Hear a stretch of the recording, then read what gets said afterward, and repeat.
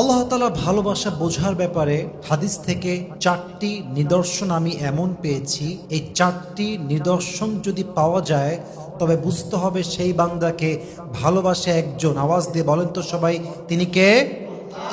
Number 1, যদি আল্লাহ কাউকে ভালোবাসে, আল্লাহ তার জন্য মানুষের হৃদয়ে ভালোবাসা ঢুকিয়ে দেয়। যদি মানুষ আপনাকে ভালোবাসে, মানুষ আপনাকে শ্রদ্ধা করে, সম্মান করে, তো মানুষের ভালোবাসার অর্থই হচ্ছে আল্লাহ নিজে আপনাকে ভালোবাসেন। সুবহানাল্লাহ পড়বেন না আপনারা?